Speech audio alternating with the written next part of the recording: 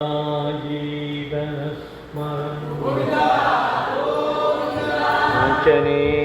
स्वामी के पतित पावन भगवन नाम के पतित पावन राम नाम के राम नाम राम नाम राम नाम सत्य है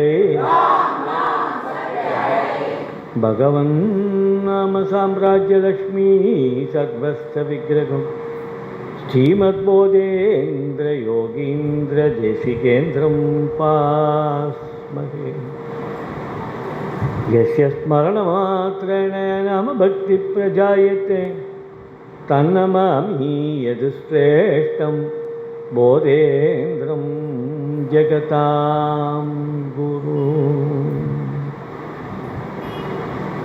श्रीकण्ठमिव बाष्पन्दं शिवनामपरायणं श्रीधरं वेङ्कटेशार्यं श्रेयसे गुरुमाश्रये यस्याङ्गं कनकावकामचतुर्थं पालं त्रिपुण्ड्राङ्गिदं वाणीति रघुनाथनामसुदयाभ्यात्रासकृद्धारय चेतसी अम्बुजलोचनो यदुपतिः केलतीयलं राधय तं वै वेङ्कटरामदेशिकवरं सर्वात्मनाहं भजे सर्व आत्माना अहं भजे हरे रामेति कृष्णेति नाम संकीर्तनं सदा लोकक्षेमाय कुर्वन्तं प्रेमिकं सद्गुरुं भजे नाम संकीर्तनं यस्य सर्वपापप्रणाशनं प्रणामो दुःखशमनः तं नमामि हरिं परं नमोस्तु नमरूपाय नमोस्तु नमजल्पिने नमोस्तु नमशुद्धाय नमो नममयाय च पतितपावन भगवन्नाम की पतितपावन राम नाम की राम नाम राम नाम राम नाम सत्य है பகவானுடைய நாம சந்நிதி இன்றையிலிருந்து ஒரு 18 நாள் முன்னாடி போனேன்னா இந்த 18 நாளுக்குள்ள நடக்கிறதுக்குள்ள கிள்ளி தான் பார்த்துக்கணும். ஆச்சரியமாக இருக்கும். 2 அகண்டம் நடுவில் ஒரு யாத்திரை. அதுக்குள்ள என்ன 13 நாளில் இப்போ ஒரு 4 நாள் ஆயிடுச்சு இல்லையா, ப்ரோக்ராம் பண்ணி 4 நாள் ஆயிடுச்சு. 13 நாளில் 2 அகண்டம் ஒரு யாத்திரை. கைங்கரியப்பராயம் கூட இருக்க கைங்கரியப்பராயெல்லாம் திணறிட்டா. நிஜமாகவே கொஞ்சம் வருத்தப்பட்டுட்டேன், கொஞ்சம் ஜாஸ்தி பண்ணிட்டோமோ அப்படின்னு குருநாதர்கிட்ட மன்னிப்பு கேட்டுட்டேன். ஏன்னா அடிக்கிற வெயில், அது நடுவில் 800 கிலோமீட்டர் யாத்திரை, ஒரு அகண்டம், அடுத்த ஒரு அகண்டம், அதுக்குள்ளே வெயில் ஜாஸ்தி ஆகிடுச்சு. இவ்வளோ பரிசிரமப்பட்டா இல்லையா, அவ்வளோ நடந்தது இல்லையா, அவருடைய கிருபை. ஆனாலும் இன்றைக்கு இருக்கிற உலகத்தில் அந்த உலக வாழ்க்கைக்கு கொஞ்சம் எதிராக இப்படிப்பட்ட காரியங்கள் பண்ணும்போது அதுக்கு ஆதரவு குறைவாக தான் இருக்கும். ஏன்னா இந்த மனித பிண்டம் சுயநலத்தினாலே ஆனது. அது தன் சௌரியத்தை பார்த்துக்கும். அதையும் மீறி நாமம் நடந்தது அப்படிங்கிறது தான் அந்த நாமத்வஜத்தோடைய ஒரு பெரிய காரியம், ஆச்சரியமான. இங்கே நாமி உற்சவம் நடந்தது, 17ஆம் தேதி நடந்தது. 18, 19 2 நாளும் ஒரு புது விஷயத்தை உருவெடுத்தோம். அதில் இருக்க இந்த சீட் பட்சங்களை கொண்டு ஜனங்கக்கிட்ட யார்கிட்ட சேர்க்க முடியுமோ தனியாக சேர்க்கணும் அப்படின்னு ஒரு முயற்சி எடுத்துட்டோம். ஏன்னா இந்த காலத்தில் யாரும் நான் பார்க்குறேன், எனக்கு வர கல்யாண பத்திரிகையிலேருந்து எல்லாமே வாட்ஸ்அப்பில் மெசேஜ் இருக்கேன், பார்த்துக்கோ போட்டு. யாருக்கும் பத்திரிகையை கூட கொண்டு வந்து நேராக கொடுக்குற அளவுக்கு இல்லை. அப்படியே அவள் கொடுத்தாலும் அதை ஆனர் பண்ணி இவாளுக்கு போகிறதுக்கு கௌரவத்தை இல்லை. அப்படி ஏதோ ஒரு சூழ்நிலைகள் இருக்கு. இதெல்லாம் நான் எதையும் குத்தமாக சொல்லலை, அது பாட்டுக்கு வெள்ளம் வந்து அடிச்சுட்டே போகும். இதுக்கு நடுவில் யாரெல்லாம் கொஞ்சமாவது இது பரிசிரமப்பட்டு லோகம் சேவமாக இருக்கணும், பகவான் மனசு குளிரணும், அவன் மனசு குளிர்ந்தா எல்லாரும் சேவமாக இருக்கும்ன்ட்டு கொஞ்சம் காரியம் பண்ணுறா இல்லையா, அது நடந்துட்டுருக்கு இல்லையா. அந்த நடந்துட்டதுக்கு நாம் அதுக்கு என்னெல்லாம் செஞ்சக்கூடாது. கொஞ்சம் பேர் தான் இருக்காங்கனாலும் என்றைக்குமே வச்சுக்கோங்க, நீங்கள் நல்ல காரியம் பண்ணுறதுக்கு உள்ள மனசும் அதற்கு உரியவாளும் ரொம்ப கம்மியாக தான் இருப்பான். புல்லுருவிகளும் வேண்டாத விஷயங்கள் அப்படி பரவறா மாதிரி நல்லது பரவாது, அப்படித்தான் இருக்கும் அது. ஆனால் எங்களை மாதிரி இருக்கவாளுக்கு என்ன கவலைன்னு சொன்னால், கொஞ்சம் பேர் ஆசையாக இருக்காளே, நம்ம பண்ணுறதில்ல, இவாளும் விரட்டி போயிடுவாளோ, இவாளை என்ன பண்ணலாம், இப்படி இருக்கு போயிட்டான்னா யார் நஷ்டம்? நமக்கு தானே நஷ்டம், நம்ம தர்மத்துக்கு தானே நஷ்டம், குருநாதனுக்கு தானே நஷ்டம், பகவானுக்கு தானே நஷ்டம். ஏன்னா காரிய காரணங்கள் அப்படித்தான் இருக்கு. இதான் இருக்கா, பெரியவாள்லாம் இருந்தா கொள்ளையடிக்காவது தர்மத்தை காப்பாற்றுறேன்னு திருமங்கையாழ்வார், கொள்ளையடிக்காவது நான் கோவில் கட்டுவேன் அப்படின்னு பத்ராசல ராமதாசர் இருந்தார். இதெல்லாம் பொய்யில்லை.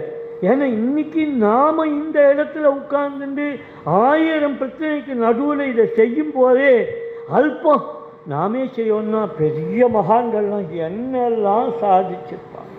இன்றைக்கி நினச்சி பார்க்குறேன், தியாகராஜர் அவருடைய சகோதரர்கிட்டையும் மற்ற இடத்துலையும் இருந்து மீண்டு வந்து அது எப்படித்தான் ராமனை கொண்டே போயிட்டா இல்லையா, ராமனை கொண்டு போய் ஆத்தங்கரையிலேயே போட்டுட்டு, அப்போ கூட நான் பகவான் வந்து அந்த திருட்டுத்தனத்தை உண்டாக்கி அதை அவன் போட்டுட்டு போகிற மாதிரி பண்ணத்தினால அது ஆற்றுல இருந்தது.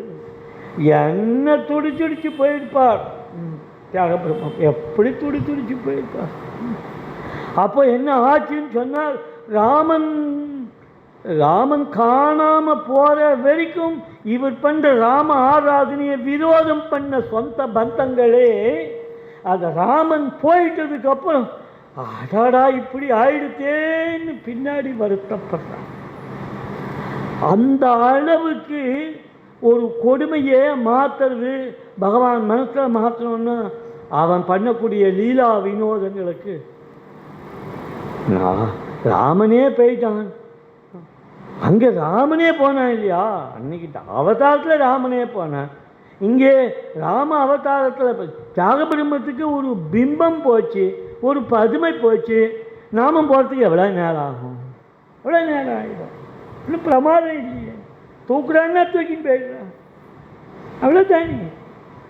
வச்சுக்கிறதுக்கு தான் நான் திருப்பி சொல்லுவேன் எப்பொழுதும், நீ ஒரு நல்ல காரியம் பண்ணுறதுக்கு அது பண்ணுறதுக்கு உனக்கு 4 விஷயமாவது ஆதரவாகவும் மனசில் தோணணும். வேண்டான்னு சொல்கிறதுக்கு 100 விஷயங்களும் 1000 பேரும் உனக்கு உபதேசம் பண்ண கிடைப்பா உனக்கு. இதுதானே சகஜமான விஷயம். அப்படிதானே நடந்திருந்தது.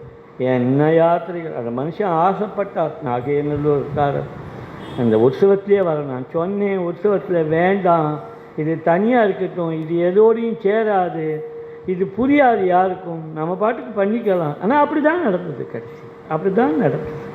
யாருக்கு போகணுமோ அவர்களுக்குத்தான் போகும். இதில் எனக்கு எந்த சாஞ்சல்யமும் இல்லை. ரொம்ப தெளிவாக இருக்கேன், ரொம்ப தெளிவாக இருக்கேன். ஆனால் இதுக்கு மனுஷா வேணுமே அப்படின்னும் பொழுது 2 விஷயம். புது மனுஷா வேணும்னு நினைக்க வேண்டியதுக்கு இருக்கிறவாளை காப்பாற்றணுன்ற எண்ணம் உங்களுக்கு. மிகப்பெரிய சொத்து எதுன்னு கேட்டால் அந்த நாம தர்மத்தில் இருக்கிற நீங்கள் தான் பெரிய சொத்து. மற்றதெல்லாம் துச்சம். ஒரே ராத்திரியிலே எதுவானா மாறி கண் முன்னாடி பார்த்துட்டு இருக்க முடியாது, சகலமும் மாறிடுது. அந்த யாத்திரை தான் முடிஞ்சது. இந்த மே 1ஆம் தேதி அகண்டம் பெருமாள் கொடுத்த அகண்டம். அன்றைக்கே சொல்லிட்டேன், பெருமாளே பார்த்து நீ வெளியில் பண்ணு. வெளியில் பண்ணிட்டா ரொம்ப சந்தோஷம். பாருங்கோ, இவாளுக்கு அந்த நைவேத்தியமும் அதுவும் இதுவும் பார்க்கறதுக்கும் அது பாவம் திண்டாடி போயிட்டான். ரொம்ப வருத்தம். இதில் அவளுக்கு பாவம் அந்த ஹாலில் ஃபேன் ஏற்பாடு பண்ணணுன்னு கூட அவளுக்கு தோணும். முதல் நாள் ராத்திரி சொன்னேன், அம்மா யாரையா நீ வந்து ஃபேன், அந்த குழந்தைகள் போய் நீ உங்கள் வீட்டு ஃபேனை தெரியா, நீ இதை தெரியா, கீழே போய தார்ப்பாய நீ கொடுக்குறியா?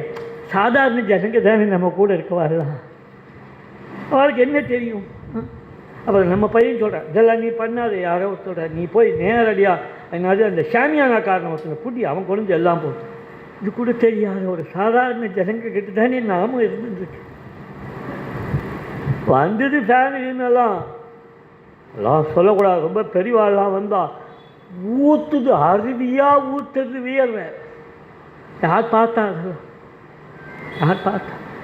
அதையும் மீறி அவள் உட்கார்ந்துட்டு நாமத்தை அருவியாக கொட்டினான். அவளுக்கெல்லாம் நம்ம என்ன பண்ண முடியும்? ஒன்றும் பண்ண முடியும். என்ன பண்ண முடியும்? எதுக்காக இதை சொல்கிறேன்னு சொன்னால், எப்பவுமே ரொம்ப அனுகூலமான விஷயம். நான் இந்த வார்த்தையை சொல்லும்போது ரொம்ப உஷாராக சொல்கிறேன், 2 விதமாக சொல்கிறேன். ஏன்னா இன்றைக்கி இருக்க ஆசிரமங்கள் நிலையும் இன்றைக்கி இருக்க கோவில்கள் நிலையும் பார்த்து தினம் வருத்தப்பட்டு இருக்க வேண்டாம். ஏன்னா சௌகரியங்களை சார்ந்து இருந்தால் சௌகரியங்கள் கிடைக்கும், பகவான் கிடைக்க மாட்டான். பகவான் நாமம் கிடைக்கவே கிடைக்காது. அசௌகரியம் இருந்தால் தான் கிடைக்கும். ஆனால் அசௌகரியம் இருந்தால் கிடைக்கும்னு சொல்லும்பொழுது கொஞ்சம் பேர் சமப்படுறதை பார்த்து கண்ணில் ரத்தம் வடியுது. நான் உட்காந்துருவேன், நான் எப்படி வேணா இருந்துருவேன், நான் சாக்கடையில் இருந்துருவேன், வெயிலில் இருந்துருவேன், மழையில் இருந்துருவேன், எதில் வேணா இருந்துருவேன். ஏன்னா உள்ளிருந்து அவன் இருந்துருக்கான். அதை போல் ஒவ்வொருத்தரும் உங்கள் உள்ளுக்குள்ளெல்லாம் அவன் பூந்துக்கணும்னு நான் பிரார்த்தனை. ஏன்னா இது மனுஷன் எத்தனத்தினாலே செய்யக்கூடிய காரியங்கள். ஏன்னா நம்ம வச்சுருக்க இந்த தர்மம் அட்ராக்ஷனான தர்மம் இல்லை, அட்ராக்ஷனான தர்மம் இல்லை. உட்கார வச்சு 12 மணி நேரம் நாமம் சொல்லி அது எங்கெல்லாம் போகும், யாருக்கெல்லாம் போகும் தெரியாது. அதெல்லாம் அந்த நம்பிக்கையெல்லாம் நாம சித்தாந்த குருநாதன் பண்ணினதே நடத்தி காண்பிக்கும் பொழுது கொஞ்சம் முரட்டுத்தனமாக தான் நடந்துக்க வேண்டியது. சாத்வீகமாக இருக்க முடியல. சாத்வீகமாக இருந்தால் காரியங்கள் நடக்க மாட்டேங்கிறது. காரணம் என்னென்னு இன்றைக்கி குழந்தை ஒன்று வந்தது, ரொம்ப ஆச்சரியமாக இருந்தது. அந்த குழந்தையெல்லாம் இருந்ததை பார்க்க ரொம்ப ஆச்சரியப்பட்டு போனேன். என்ன ஒரு 18-20 வயசில் இருக்க ஒரு குழந்தை வந்து ஒரு யாத்திரை முழுக்க வருது. நினச்சேன் இந்த யாத்திரைக்கு வருது, இனிமேல் இந்த பக்கமே திரும்பாதோ, காலம் இருக்கிற இருப்பு இல்லையா? நான் பார்த்துருக்கேன் எவ்வளோ பெரியவாவா குழந்தைகள் இங்கே கூட்டு வருவா. 1 மணி நேரப்பா அந்த குழந்தைகள் முகத்தில் எள்ளும் கொள்ளும் வெடிக்கும். அடுத்த முறை இந்த அம்மா இங்கே வராளான்னு டவுட்டு. சில வீடுகளில் நான் உள்ளே போகிறேன், நான் உள்ளே போய்க்கலாம், அதெல்லாம் போகிறதில்லை. நீங்கள்லாம் வீடு வீடாக மாறி மாறியாக ஏறி இந்த காலமெல்லாம் உண்டு. நாங்கள் போன உடனே அந்த வீட்டுக்கு பெரியவா தவிச்சு போயிடுவா. அந்த குழந்தையெல்லாம் டக்குன்னு என்ன பண்ணும், கதவு அடைச்சி ஒரு ரூம் உள்ள போயிடும். அதான் நான் பயப்படுற நியாயம் இருக்கியா? அந்த குழந்தை வந்தது மட்டும் இல்லை, அப்புறம் அந்த குழந்தை அந்த 12 மணி நேரம் அகண்டத்தில் இருந்ததுன்னா நான் நினைச்சினேன், அதே இந்த யஜ்ஞத்துக்கு தாண்டா பலம். ஒருத்தரை உருவாக்குறதுக்கு தாண்டா இவ்வளோ கஷ்டமும். நீ எதிர்பார்க்கிறவன்லாம் ஒன்றும் பண்ண மாட்டான்டா.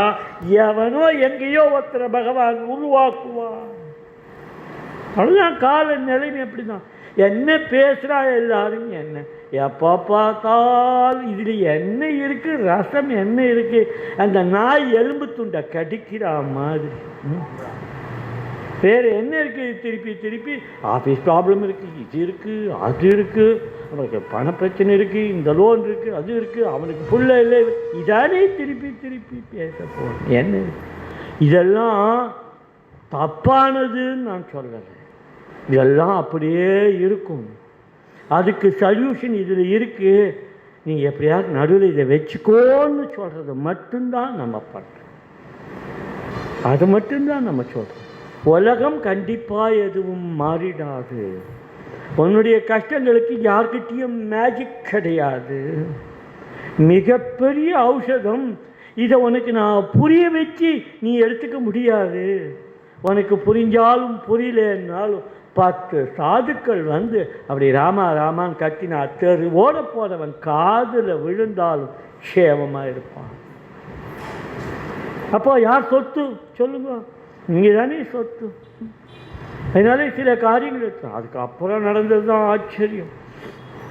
அப்போ 2 நாள் வெளியில் போயிட்டு வந்தோம். அதுக்கப்புறம் இந்த யாத்திரை முடிஞ்சு கிளம்பி போகணும்.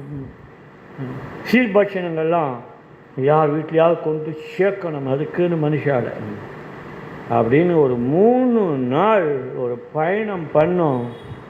எனக்கு அந்த பழைய காலம், என்னுடைய பழைய காலம் ஞாபகம் வந்துட்டு, கிராமமாக போனதும் வீடு வீடாக படியேறதும் அதெல்லாம் இன்றைக்கும் முடியும் அப்படிங்கிறத குருநாதன் எனக்கு காண்பிச்சான். நீ போ, உன் கூட 10 பேரை கூட்டின்னு போ, அந்த 10 பேர் அந்த ஆனந்த படட்டும். நிச்சயம் இன்றைக்கும் நான் நீ தான் தப்பாக நினச்சிட்டு இருக்கேன். இன்றைக்கும் வரவேற்கிறதுக்கு ஆள் இருக்கா? வந்து போய் ஒரு 2 நிமிஷம் அங்கே இருந்து 5 நிமிஷம் நாமும் இத்தனைக்கும் என் உடம்பு முடியாது. ஏதாவதுக்கு எப்பேற்பட்ட பக்தாளை நான் சந்திச்சேன், எப்பேற்பட்ட பக்தாளை சந்திச்சேன். பகவான் நாமத்தை விட, பகவானை விட பக்தால் தான் உயர்வு. எப்படிப்பட்டவா வரலாம்? நான் இத்தனைக்கு அவள் வீட்டுக்கு போகிறேன், வீட்டுக்கெல்லாம் போக முடியல. எல்லாம் உள்ளுக்குள்ளே இருக்குது. அவ்வளோ தூரம் நடக்க முடியல. இவ்வளோண்டு குறைய நின்றுது, அவ்வளோண்டு 5 அடி சந்தில் பூரா 2 வீலர் நிற்கிறது. என்னால் உள்ளே போக முடியல. தினம் அவர்கள் உள்ளேயும் வெளியிலையும் போய் தானே ஒரு வாழ்க்கை வாழ்ந்துட்டுருக்கா. அதுக்கு நடுவில் இந்த நாமத்தை வச்சுட்டு அவள் இருக்கிற அந்த அழகு இருக்கே, அதுதான் கோமலமானது. அதையா கோமலமானது, அதான் ஹிருதயம் நிறைஞ்சது. ஒரு வீட்டுக்கு கூட போகலை. யாரும் கோச்சிக்கிற, ஏன் வரல, நீங்கள் ஏன் மாடிக்கு வரல எல்லாம் கேட்கல. அவ்வளோ பேர் கீழே வந்துட்டா, அவ்வளோ பேர் ரோடுக்கு வந்துட்டா. அப்போ அந்த சாத்விகம், அந்த அந்த பக்தாள், அவளுக்கு யார் என்ன செஞ்சிட முடியும்? இப்போ தான் எனக்கு இந்த தர்மத்து மேலே, டேய் இதை எவனாலையும் அசைக்க முடியாதுடா, இதை எவனாலையும் அசைக்க முடியாதுடா. இப்போ நான் என் தேவையெல்லாம் என்ன தெரியுமா? பக்தாள் இருக்கா, பக்தாளை உருவாக்க வேண்டாம். இந்த கொடுக்கறதுக்கு நம்மக்கிட்ட பவுஷி இல்லையே, அந்த பவுஷ கொடு, நீ அந்த பவுஷ கொடு. கீழே இறங்கி வர ஜனங்களை கொடு. எல்லாரும் எதுக்கு தம் பெருமையில் வாழணும்? நான் இதை பண்ணிடுவேன், நான் அதை பண்ணிடுவேன். என்னடா பண்ணிடுவேன்? என்ன பண்ணிட முடியும்? உன் வாழ்க்கையில் என்ன பண்ணிட முடியும்? என்ன 4 வீடு வாங்கிடுவேன், 10 கார் வாங்கிடுவேன், கோடிக்கணக்கில் சம்பாதிச்சுடுவேன். என்னால் என்ன பிரயோஜனம் வந்துட போகுது? 4 பேர் கீழே இறங்கி ஒரு தர்மம். இந்த தர்மம் எப்படிப்பட்ட தர்மம்? அதை நீ சொல்ல வேண்டாம் யார்கிட்டையும்.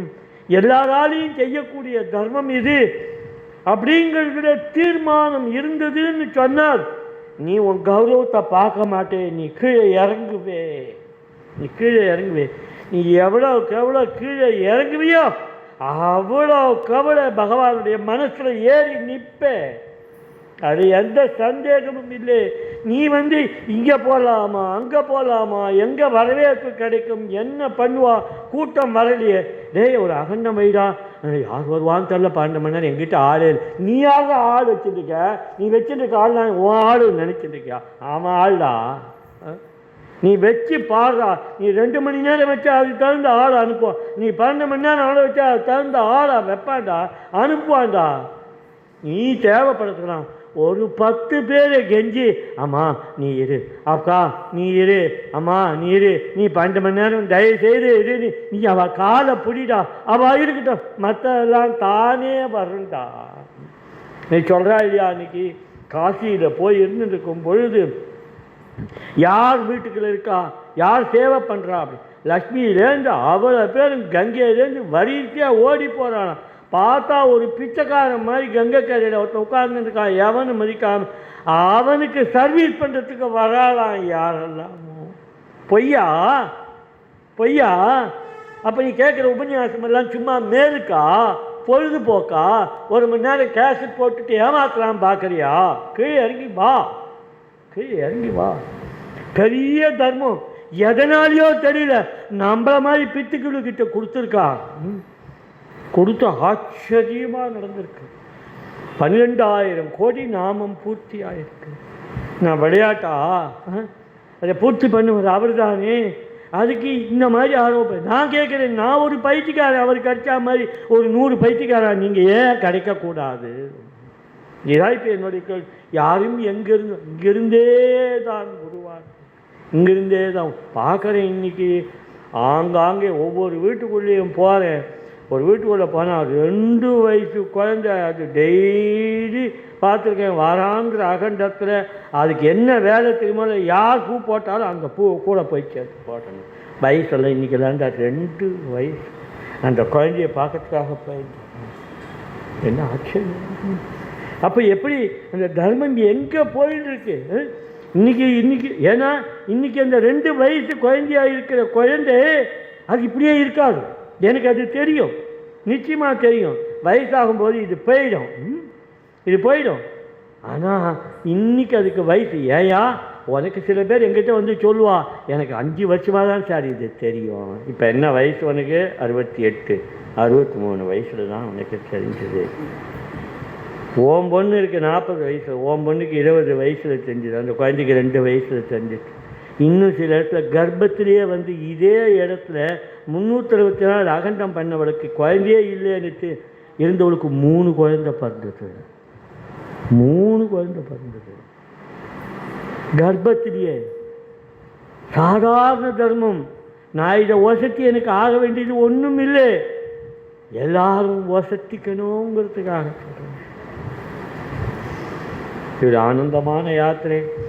சில சங்கல்பங்கள் மேற்கொண்டு இதை பண்ணுறதுக்கு நீங்களாம் இருக்க ஒரு தைரியத்தில் அடுத்தடுத்த அகண்டம். எனக்கு என்ன கவலைன்னு சொன்னால் 12 மணி நேரம் அகண்டங்கள்லாம் போயிடுமோன்ற கவலை, போகாதுன்ற நம்பிக்கை போயிடும். அது எப்படிலாம் பண்ணணும்னு. ஏன்னா எவ்வளோ இருந்தாலும் போகலை பாருங்கோ. நான் கேட்டிருந்தேன் அந்த குழந்தைகிட்டே, நீ இந்த ஒரு நாளை நீ how to you rate this day, இந்த அகண்டம்ன்ற வார்த்தையை நான் சொல்லலை. அந்த குழந்தைகிட்ட என்ன கேட்டேன்னு சொன்னால், how to you rate this day, நீ எனக்கு ஒரு வியாசம் எழுதி அனுப்பு நீ அப்படின்னு கேட்டேன். அது ஒரு சின்ன மெசேஜ் போட்டது. நான் சொன்னேன் இது இல்லை, நீ இது இல்லை. ஏன்னா அது தன்னுடைய அனுபவத்தை சொல்கிறது. வந்திருந்த அவ்வளோ பேருக்கும் ஏதாவது அனுபவம் ஏற்பட்டிருக்கும். எல்லாருக்கும் காமனான அனுபவம் உண்டு. நாமும் கேட்டது. இது மட்டும் இல்லை, இது மட்டும் இல்லை. வேறு ஒரு காமன் திங் ஒன்று இருக்கு. அதை தான் இப்போ நான் எஸ்டாப்ளிஷ் பண்ண விரும்புகிறேன். எதுக்கு 12 மணி நேரம்? இதில் நடந்த சில விஷயங்களை நினச்சி பாருங்கோ. நாமந்தான் தொடுத்த மலர். அந்த மலர்கள்லாம் பலவிதமாக இருந்தாலும் தொடுத்த நார் நாமந்தான். அந்த நாம நாரில் தான் எல்லாம் தொடுத்துருக்கு. எங்கேயாவது பார்த்துருக்கேடா ஒரு பாத பூஜை 2 மணி நேரம் நடக்கிறது, ஒரு தேர் இழுத்தால் 2.5 மணி நேரம் நடக்கிறது, ஒரு அட்சதாபிஷேகம் பண்ணணும்னா ஒரு 35 நிமிஷம் அட்சதாபிஷேகம். ஏன்? அவ்வளோ பேரும் பண்ணணும், அவ்வளோ பேருக்கும் உரியது, யாரையும் விட்டுடக்கூடாது. அப்படி 10 பேர் வர ஆரம்பிக்கும் போது தான் எங்கேயோ இருக்க டேய் நமக்கு இது உண்டுன்னு அவனுக்கு தெரியுது. நான் வெறுமை உபன்யாசம் பண்ணி எல்லாருக்கும் ராமனா, அதனால என்ன பிரயோஜனம்? எல்லா உபன்யாசத்தையும் எல்லாரும் தான் சொல்லிட்டு இருக்கா. அது இல்லை விஷயம். அப்போ அதை கொடுக்கணும்னு சொன்னால் இந்த மாதிரி ஒரு லாங் பீரியட் தான் வரும். இன்றைக்கி காத்தால் 2 நாளாக அடுத்த அகண்ட காலத்துக்கு நான் நம்பரை ஒன்று எழுதினேன். நல்லா கவனிக்கணும். 461வது அகண்டம் அதோடைய டேட்டும் வென்யூவும் அனுப்புங்கன்னு சொன்னேன். ஏற்கனவே ஃபிக்ஸ் பண்ணியிருந்தேன். 1.5 நாள் கழிச்சு அவர் எனக்கு மெசேஜ் 461 என்ன அப்படி கேள்.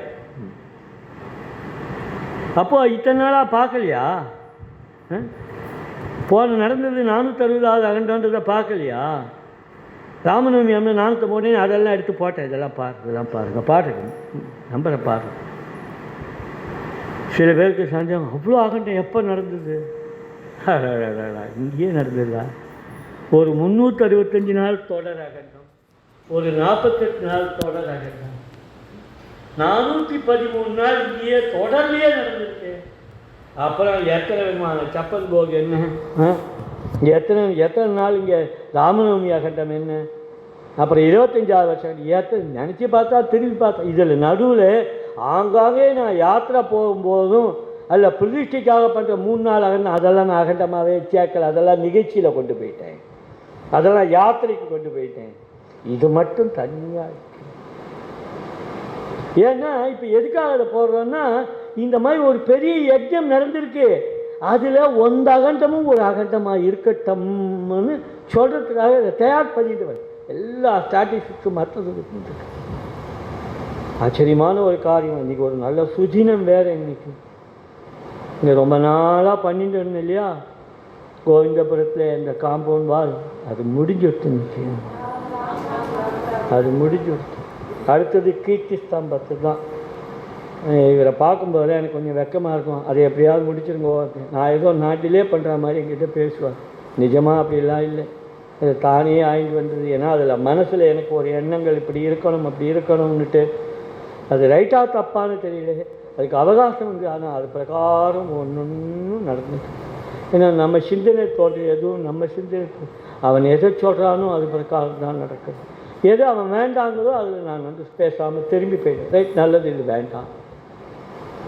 நாளையோடு அங்கே அது பூர்த்தி ஆகிருக்கு. ஒரு கிட்டத்தட்ட ஒரு 1000 கோடிக்கு கொஞ்சம் குறைவாக நாமும் சேர்ந்துருக்கு. எல்லாம் பண்டில் ஆகி அங்கே போய் தயாராக இருக்கிறது. அது இன்றைக்கி ராத்திரி அடுக்கிறான். ஏன்னா கடுமையான வெயில், அது உள்ளே போய் அடுக்க முடியாது. 21 அடி உயரம், 15 அடி, இப்படி ஒரு நீளம் ஒரு 33 அடியோ என்னமோ. உள்ளுக்குள்ளே போயிட்டா வெந்து வேக்காடாக போயிட்டோம். எனக்கு நல்ல ஞாபகம் வருது, பத்ராச்சலத்தில் ஒரு 100 கோடி நாமத்துக்கு ஒரு ரூம் கொடுத்தா. இந்த ரூம் கொடுக்கும்பொழுது என் கூட வந்த கிட்டத்தட்ட ஒரு 250 பேர். பாத யாத்திரை வந்தவா 100 பேர், கூட வந்து அங்கே வந்து சேர்ந்தவா ஒரு 150 பேர், அண்ணா கூட வந்தவா ஒரு 250 பேர். அங்கே அண்ணா இருக்கான்னு சொல்லிட்டு 500 பேரும் எங்கே போனான்னு தெரியாது. பிரதிஷ்டிக்கும் போது நாங்கள் ஒரு 45 பேர் தான் இருந்தோம். அண்ணா என் பக்கத்தில் நிற்கிறா, அடுக்கு அப்படின்றா. எல்லாத்தையும் கொண்டு அடுக்கிறோம். வேட்டு ஊத்துறது பக்கத்தில் வந்து நம்ம 2 பேர் வந்து சொல்லி அண்ணாவுக்கு விசிறி சொன்னேன். அந்த விசிறியை பிடிக்கி அண்ணா அவருக்கு விசிறி ஓ அவர் கோச்சிக்கிறான். ஊத்துறது அப்படி ஊத்துறது. அந்த ஞாபகம் வந்து இன்றைக்கி ராத்திரி ஏன் இது மாதிரி சொல்கிறேன்னா, இப்படிலாம் சொன்னால் மழை பெஞ்சிடும். ஆமாம் பெஞ்சிடும். ஏன்னா மனசார நினைக்கிறேன், எனக்காக ஒரு அம்மா நினச்சா, இவா வந்து ஏப்ரல் மாதத்துல இங்கேருந்து கிளம்பி மேலே வந்து பத்ராச்சல பாத யாத்திரை போகிறாள், அவள் கால் தொடக்கூடாதுன்னு வரமா வேண்டினா. அப்படி ஒரு மழை பெஞ்ச குழுன்னு போனோம். நடக்கும். நம்புங்க, தயவு செய்து நம்புங்க. உங்களுக்கு அது புரியலன்னா நாமும் உங்களுக்கு புரிய வைக்கும். அது ஆயிடுத்து. இப்போ கீர்த்தி ஸ்தம்பத்துக்காக எழுத ஆரம்பிச்சிருக்கேன். என்ன எழுதுறதுன்னு தெரியல. நிறைய எங்கிட்ட வந்து புள்ளி விவரம் இருக்குது, ஆனால் அது நான் புள்ளி விவரமாக பார்க்கல, நாம மகிமையாக தான் பார்க்குறேன். அப்படி இருக்கிற இந்த நாம மகியை ஒரு தர்ம சாஸ்திரமாக நாம சாஸ்திரமாகவே அந்த இடத்துல எழுதணும். குருநாதனுடைய இடம், குருநாதனுக்கு பக்கத்திலே அப்படி ஒரு 12,000 கோடி சேர்ந்ததுக்கு ஒரு ஸ்தாபனத்துக்கு ஒரு இடம் கொடுத்து இப்படி ஒரு ஆனந்தமாக ஒரு ஜெயிச்சிட்டா மாதிரியும் கீர்த்தி ஸ்தம்பம் ஒன்று கட்சி வச்சுருக்கோம் இல்லையா. அதில் ஒரு நாம சாஸ்திரம் ஒன்று எழுதணும் அப்படின்னுட்டு அதில் கொஞ்சம் பேர் நான் சாஸ்திரம் ஒன்று சம்ஸ்கிருதத்தில் எழுதுங்கோ, நான் எழுதித்தரேன். அதெல்லாம் வேண்டாம். எனக்கு தெரிஞ்ச தமிழில் நான் எழுதுறேன். இன்னும் சில 2-3 பக்கத்தில் இங்கிலீஷ்லேயே எழுதணும்னு நினச்சிருக்கேன். நாளைக்கு இன்றைக்கி வர குழந்தைகளுடைய பெற்றோர்கள்லாம் ராமநாமா நோட்டு கையில் வச்சுட்டு இந்த குழந்தைகள் கேட்குது, நான் இங்கிலீஷில் எழுதலாமா? நான் என்ன பதில் சொல்லுவேன்? என்ன எழுதி இதெல்லாம் போது. அவர் யார்? அவர் ஹிஸ்ட்ரி எனக்கு வேணும். நான் திபீச்சிருக்கேன் நான் சொல்லலாம், ஹிஸ்ட்ரி வைக்க சொல்லுங்க. தமிழ் பசு இங்கிலீஷில் இல்லையா? நல்ல காலம் இருக்குங்கா. அதில் ஒரு பொண்ணு என்கிட்ட கேட்குறது, அதில் இங்கிலீஷில் சில வார்த்தைகள்லாம் சான்ஸ்கிரிட் வார்த்தை இங்கிலீஷில் இருக்கு, அதுக்கு சரியாக எக்ஸ்பிளைன் பண்ணலையே நீங்கள். என்ன பண்ண சொல்கிறேன்? நான் யாரையும் குற்றம் சொல்ல விரும்பலை. அடடா இப்படி இருக்க குழந்தைகள், அவர்களுக்கு என்னத்தை கொடுக்கறது? நீ சும்மா மரிசார் கட்டிக்கோ, அதை பண்ணி இதெல்லாம் இந்த துபாகூர் வேலையெல்லாம் ஒன்றும் நடக்காது இன்னைக்கு, ஒன்றும் நடக்காது இன்னைக்கு. புரியுதா? நீ உன் பெருமையை சொல்லிட்டு போயிடலாம். அந்த மாதிரி இருக்க நான் விரும்பலை. எங்கள் குருநாதன் சொல்லியிருக்கார், யாருக்கு எந்த நிலையில் இருந்தாலும் நாமத்தை கூட்டு போதும்னுட்டு. அதனால நான் இன்னும் எவ்வளோ கீழே இறங்க முடியுமோ அவ்வளோ கீழே இறங்குவேன் நீங்களாக இருக்கிற பலத்தில். அதனால் இந்த சாசனத்தில் கொஞ்சம் ஆங்கிலத்தில் சில வார்த்தைகள் ஒன்றும் இல்லை, நம்ம இந்த ஸ்டாட்டிஸ்டிக்ஸ் எழுதுகிற இடத்துல அது என்னன்னு புரியாமல் இங்கிலீஷ்லேயே கொடுக்கலாமா, என்னன்னு தெரிஞ்சுக்கிட்டோம். ஏன்னா இவர்களுக்கு இப்போல்லாம் இருக்க குழந்தைகளுக்கு ஸ்டாட்டிஸ்டிக்ஸ் தான் ரொம்ப முக்கியம், டேட்டா தான் ரொம்ப முக்கியம். அந்த டேட்டாவில் தானே வாழ்ந்துருக்கா. நம்மளும் 4 டேட்டா, நாம டேட்டாவை கொடுப்போமே. குருநாதன் தான் நமக்கு நிறைய கொடுத்துருக்காரு. மேற்கொண்டு முக்கியமான விஷயம் காத்துந்தா, அதை பற்றி சொல்லலே, அதை விரிவாக சொல்கிறேன். இந்த அகண்டத்தோடைய காமன் விஷயம் என்ன, நீங்கள் எல்லாம் என்ன உங்களுக்கு அச்சீவ்மெண்ட் கிடைச்சிது, அது ஏன் நம்ம மற்றவர்களுக்கு கொடுக்கக்கூடாதுங்கிறது அடுத்த உபன்யாசத்துக்கு சொல்கிறேன். ராம ராம ராம